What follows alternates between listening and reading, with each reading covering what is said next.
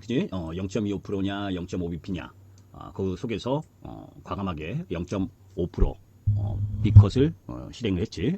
그래서 이제 연방기금 목표금리를 4.75에서 5.0% 그러니까 50bp를 인하한 상황이고, 그중에 이제 12명의 정책위원 중에 보호만 연준 이사, 요 이제 매파적인 이사만 25bp 인하를 주장하면서 11대 1로 반대를 한 유일한 한 명인데, 전체적으로 보게 되면 11명 중에 12명 중에 11명이 찬성을 하면서 마감을 했는데, 보통은 이제 만장일치가 일반적인데, 그죠?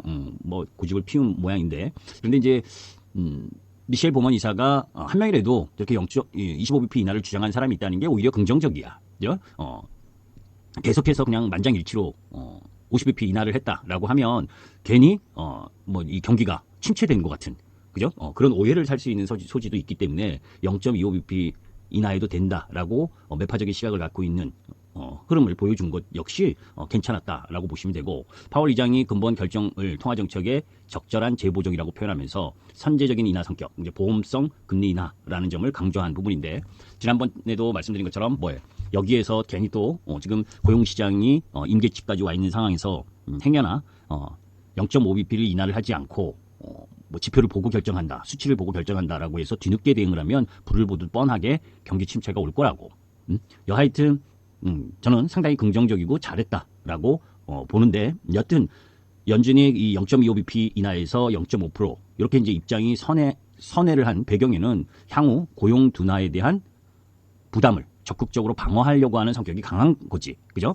여기 이제 그 경제 활동이 견조한 속도로 확장되고 있다는 판단은 유지됐지만 고용 시장이 완화됐다는 표현이 둔화됐다로 수정된 부분. 그래서 지난주에 보여준 그 임계치에 와 있기 때문에 여기서 이 금리 폭을 0.5bp로 하지 않으면 행여나 고용이 큰 폭으로 안 좋은 상황으로 전개될 수 있는 부담을 완화시키는 선제적인 조치였다라고 보는 거고, 인플레이션은 2% 물가 목표를 향한 추가 진전을 이뤘지만 여전히 다소 높다. 그죠? 그래서 그런 상황이지만 인플레이션이 2%를 향해 지속 가능하게 이동하고 있다는 더 큰 확신을 얻었다. 뭐 이런 얘기를 하면서 전체적으로는 고용 때문에 물가 안정이 진행되면서 이 고용에 대한 부담이 일정 정도 있기 때문에 선제적으로 50bp를 인하했다라는 이야기를 한 거야. 그러면서 이제 실업률에 대해서는 요 이제 내용을 보게 되면 성장률은 올해 2.1%에서 내년에 2.0%로 소폭 하향 조정됐고, 2024년, 2025년 실업률 전망치가 4.4%, 지난달에 4.2%였잖아요. 그죠? 그러니까 4.4%로 조금 상향 조정되는 흐름을 보여준 부분이고, 점도표를 보게 되면 9월 50bp 인하를 포함해서 올해 100bp. 그러니까 이제 원래는 9월 달에 25bp, 그 다음 11월에 50bp, 그리고 12월에 50bp에서 125bp 인하 정도를 봤는데, 오히려 9월에 50bp 인하하고 11월, 12월에 각 25bp씩 또는 11월에 50bp 이렇게 해서 100bp 올해 인하하는 쪽, 그리고 내년에 100bp, 그리고 2026년에 50bp 인하하는 그런 흐름 정도, 그런 흐름들 속에서 뭐 이거는 그때가 봐야 또 아는 거니까, 그죠? 지금 미리 뭐 2025년, 2026년에 몇 bp 인하한다 보니 그거는 믿을 수는 없는 거고, 물가가 안정이 되는 흐름 부분에선 지금 기준금리 흐름 부분을 내린 건 잘했다라는 쪽이야. 그래서 파월 의장의 기자회견에서 고용의 방점을 띄면서 고용 하방 고려한 조치임을 시사했고, 선제적 대응 강조해서 기존 지표 이전적 입장을 탈피했다라는 측면에서는 상당히 긍정적이고, 그런 가운데에서 인플레이션이 안정되고, 또 그런 인플레이션이 안정되는 가운데에서도 또 주거비와 관련된 부분은 경계 심리를 늦추지 않은 부분, 뭐 이런 흐름들로 보게 되면 전체적으로는 이 근본 미국 시장에 있어서의 이 0.5bp 인하는 유연하게 금리 정책을 갖고 가겠다는 의사 표시를 한 거기 때문에 양호한 흐름이다라고 보는데, 그럼에도 불구하고 어제 미국 시장은 장중 양호했다가 후반부에 밀리는 흐름을 보였지만, 지금 나스닥 선물복 보게 되면 다 강한 흐름을 보여주고 있고, 그죠? 여튼 올해 이번에 50bp 그리고 이후에 50bp 추가 인하를 하게 되면 이 과잉 긴축에 대한 위험이 완화가 되고, 금리 인하 있다고 바로 경제 지표가 좋아지지 않고, 그 부분이 적어도 3, 4개월 이후에 이제 지표의 가시화가 될 거기 때문에 좀 걸릴 수 있어도 경기 침체 국면이어서 금리를 인하하는 거하고, 지금 경기 침체가 아닌데 향후에 침체가 될 수 있는 부분이 있을 수 있기 때문에 금리를 인하하는 거하고는 차이가 명확하게 틀려. 경기가 침체된 국면에서 금리 인하를 하면 인하를 해도 주가는 떨어진다고. 그런데 지금은 지난번에도 이야기를 했지만 미국 시장은 경기 침체가 아니야.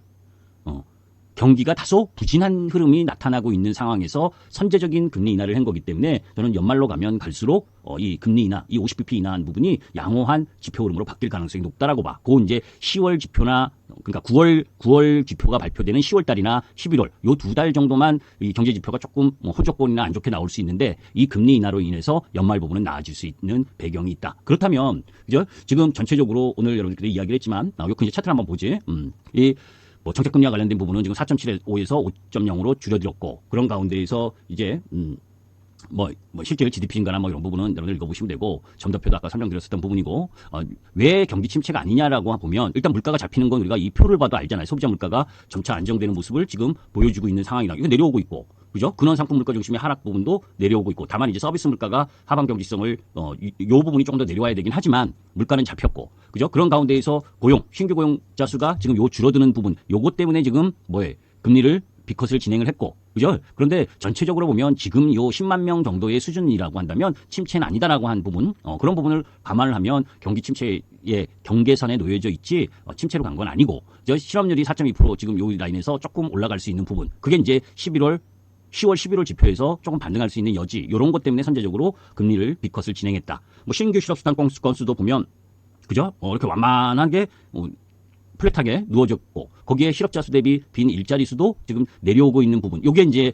지금 노동시장이 타이트해지는 부분 이런 부분들을 감안해서 금리를 0.5% 인하했다라고 보시면 돼. 뭐 일자리 수나 퇴사율 뭐 이런 부분들도 있는 거고 뭐 이 부분은 이제 다음 주 주요 이벤트와 관련된 부분인데 다음 주 부분에 있어서 중요한 부분은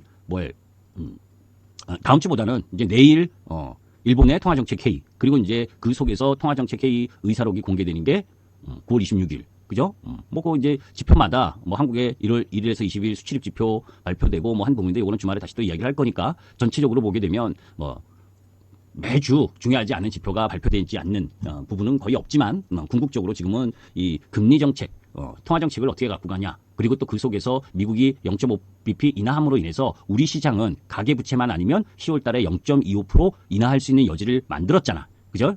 왜냐하면 이제 미국 시장이 금리를 0.5bp 비컷을 단행을 했는데도 불구하고 달러 약가 추가적으로 약세를 보이지 않는 부분이나 그리고 그 속에서 엔화가 BOJ를 앞두고 나름 반등하고 있는 측면이나 이런 부분 그리고 반등하는 흐름을 보여주고 있다라는 항상 만약에 미국 시장이 저 금리 빅시옷을 해서 시장이 막 이상하다라는 흐름을 보여주게 되면 이 외환 시장도 더 이상해진다고. 그죠? 그래서 달러 인덱스가 만약에 여기서 더 내려가는 그러니까 달러 인덱스가 약세를 보이고 거기에 엔달러 환율이 또 140엔 이하로 슉 내려가고 이런 흐름들이 전개가 되면 시장은 불안감을 갖게 되는데 지금 그런 모습은 아니잖아. 그제? 그런 단지 반도체 섹터 모건 스탠리의 반도체 섹터에 대한 특히 하이닉스에 대한 부정적인 리포트 그러면서 이 반도체 경기에 대한 부담 이런 부분들이 작동되면서 반도체 관련 주들이 약세를 주하고 있는 거지 시장이 큰 약세를 보이는 건 아닌 그런 흐름이잖아. 그제? 삼성전자도 지금 62,200원까지 갔다가 63,000원 내외. 그죠?